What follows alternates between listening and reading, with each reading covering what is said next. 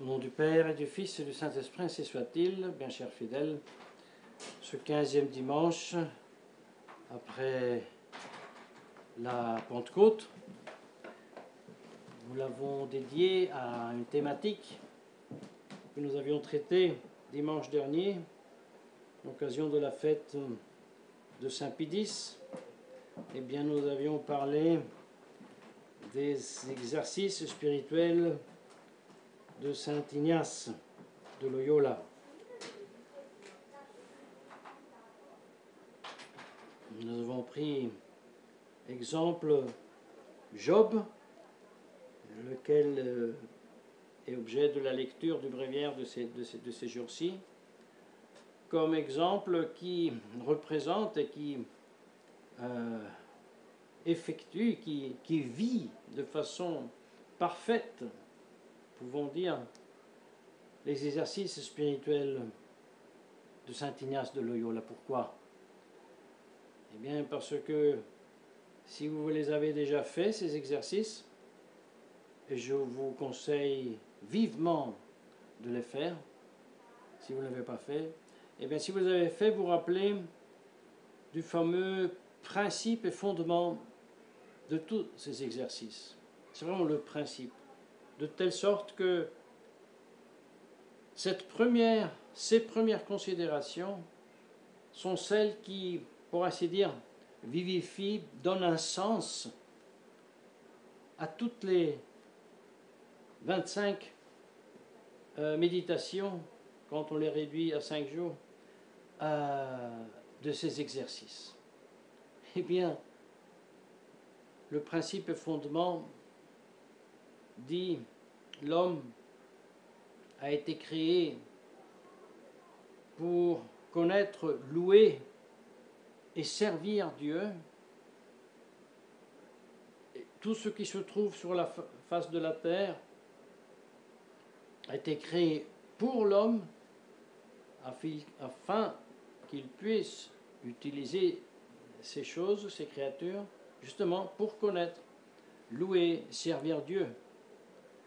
De conséquence, l'homme ôtera tout de sa vie qui empêche de connaître, louer et servir Dieu. Par contre, embrassera, utilisera toutes les créatures qui, pour cette fin, le aident. Et voilà qu'il insiste que quand on parle de toutes les choses, ce n'est pas seulement les choses corporelles, matérielles, le monde des plantes, des animaux, tout le reste, mais aussi les événements de la vie, les circonstances les plus variées. Et ainsi, et aussi, après le péché originel, le mal permis par Dieu, les conséquences du péché mortel, du péché originel, la maladie, la mort et tout cela. Eh bien, quel plus grand exemple d'une âme qui vit dans la crainte et la révérence de Dieu, qui loue Dieu, n'est-ce pas? Parce qu'encore une fois, saint Ignace dit pour louer, craindre, révérer Dieu et le servir.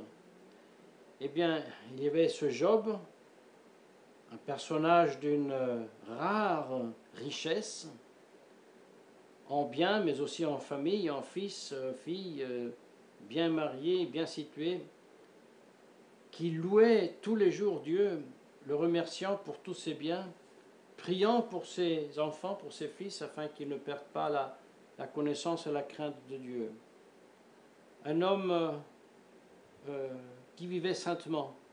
Et comme vous rappelez, Dieu permet par 2 fois à Satan de le tenter. D'abord dans ses biens matériels, pratiquement il les perd tous, mais ensuite, puisqu'il remercie Dieu, il reste en louant et remerciant Dieu et en acceptant de sa main tout ce qui vient, comme c'était le bien, maintenant aussi le mal, il permet aussi qu'il soit tenté dans sa chair, il devient une plaie de la tête jusqu'aux pieds. Et dans la plus grande souffrance, lorsque ses amis sont devant lui dans le silence pendant une semaine, tellement la douleur est grande que Job lui-même n'est pas capable de prononcer un seul mot, tellement la douleur est grande. Et il loue Dieu et accepte de Dieu cette preuve. Dieu a donné, Dieu a ôté, loué soit le Seigneur. Le plus grand exemple de cette indifférence, cette vive indifférence chrétienne d'une âme qui vit pour Dieu, pour le connaître, pour le louer, en le révérant, le servant, qui connaît que tout sert à la gloire de Dieu, et en cela réalise cette âme sa propre plus grande félicité, qui dans l'éternité sera pour toujours loué, le Dieu qu'on possédera, dans lequel, pour ainsi dire, on vivra. Eh bien, comme saint Paul aujourd'hui dans l'épître aux Galates, les met en garde de vivre dans la vanité, c'est-à-dire de vivre dans cet état de vie, de fête,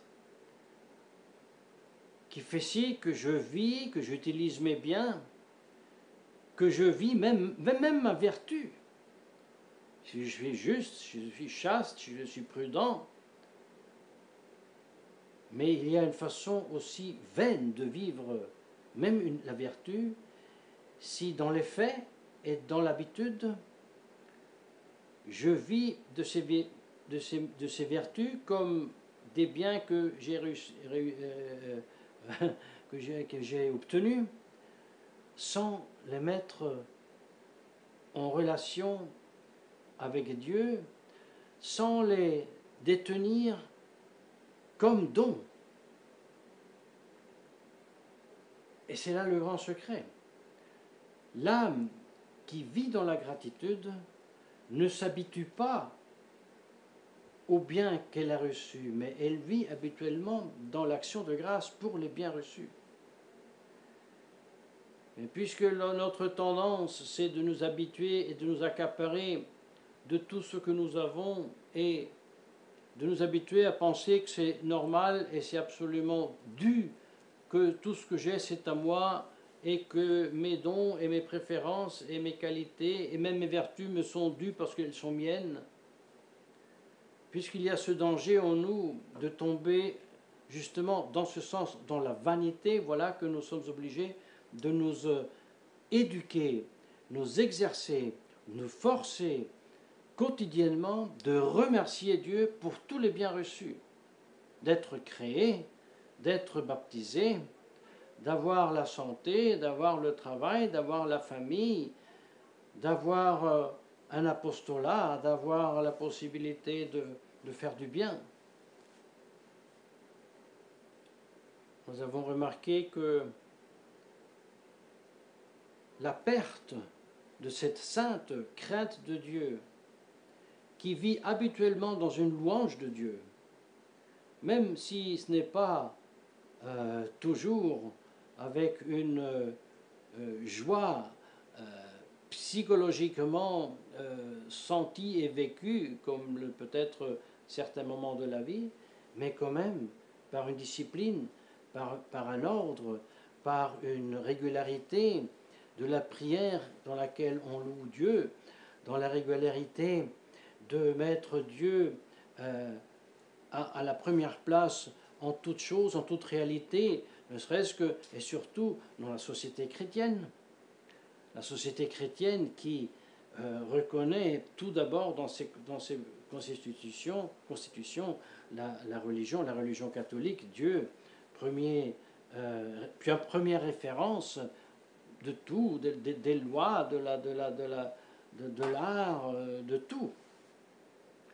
Eh bien, si nous ne nous exerçons pas à cette attitude de louange et révérence du Dieu que nous connaissons par la foi, eh bien, nous finirons par perdre même les biens reçus.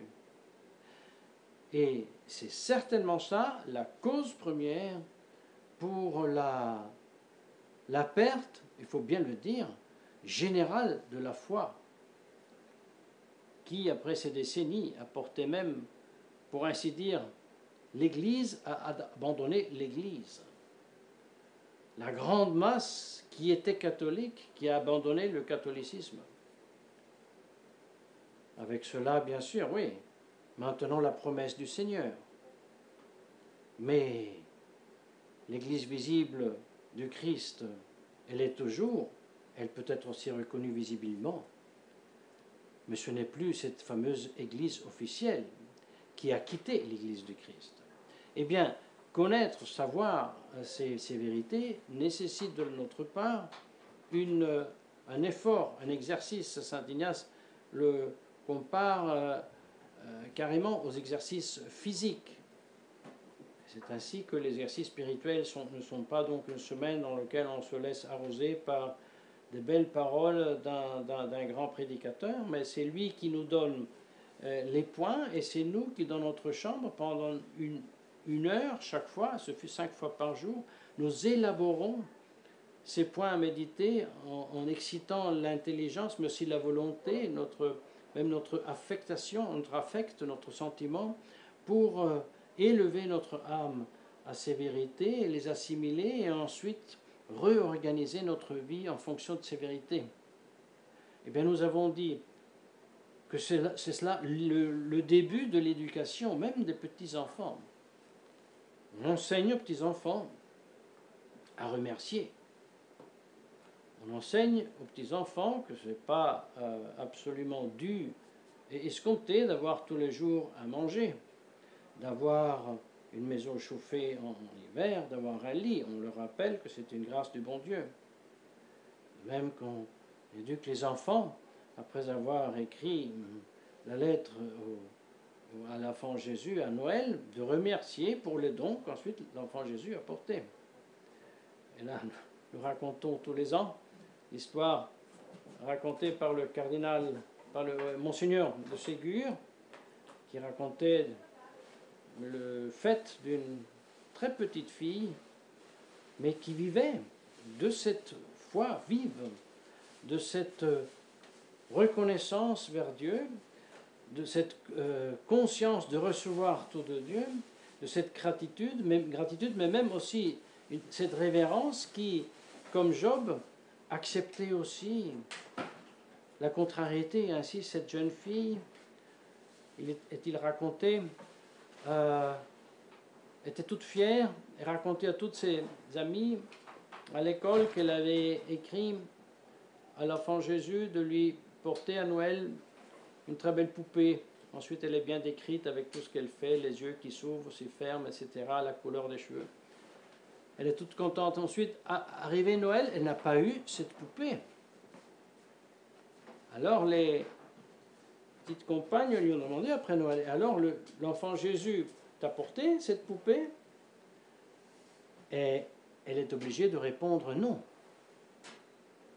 Alors, tu vois, disent les petites filles, exactement comme ceux qui tentaient Job, mais tu vois alors que c'est pas tout à fait vrai ce que vous avez dit. Alors donc, le bon Jésus, l'enfant Jésus, ne t'a pas écouté. Il n'a pas tenu compte de la lettre que tu lui as écrite. Et cette petite fille répond, oh oui, et Jésus-Christ m'a écouté. Il a bien lu la lettre, mais il a dit non. Et avec cela, cette anecdote que Monseigneur de Ségur raconte et qui est un classique, n'est-ce pas, des exemples de la sainte indifférence, nous avons le grand exemple de ne pas nous rebeller lorsque notre volonté est contrariée par les faits. Ne pas nous rebeller quand nous tombons malades, quand nos familiers tombent malades, quand arrive la mort. Mais pour cela, il faut une éducation, un exercice. Il faut un exercice quotidien. Il faut se forcer, s'exercer tous les jours à élever l'esprit par la foi, l'espérance et le cœur tellement à Dieu que tous les jours, tout ce que nous sommes, tout ce que nous avons, de nouveau, nous le recevons comme en don. Il y a un effet collatéral très bénéfique. L'âme qui vit de sa vie et tout ce que sa vie comporte, dans la conscience, être tout un don que chaque instant Dieu donne comme il peut l'ôter, eh bien une telle âme est très allégée. Elle commence à avoir confiance en Dieu. Elle ne craint pas, comme l'avare, de perdre ce qu'elle a. Même pas, elle ne craint même pas de perdre la vie, puisqu'elle sait qu'elle vient de Dieu, et que si elle vit de cette façon, elle aura de façon plus parfaite en Dieu. Vous vous imaginez combien d'âmes aujourd'hui, c'est juste la possibilité de éclore à cette vie en relation vive avec Dieu, pourrait doucement abaisser la dose des psychopharmes. Mais ça, c'est seulement un effet collatéral. En tout cas, mes chers fidèles, ce dimanche, nous avons demandé par intercession de Saint Ignace et de la Très Sainte Vierge Marie d'obtenir cette indifférence ignatienne libératrice de notre âme et qui rend l'âme spirituellement joyeuse et libre. Eh bien, si vous en avez l'occasion, faites des exercices spirituels. En France, certainement, les prêtres de l'Institut Instituto Mater Boni Concili les prêchent. Adressez-vous à eux et cherchez de faire ces exercices spirituels. Au nom du Père, du Fils et du Saint-Esprit, ainsi soit-il.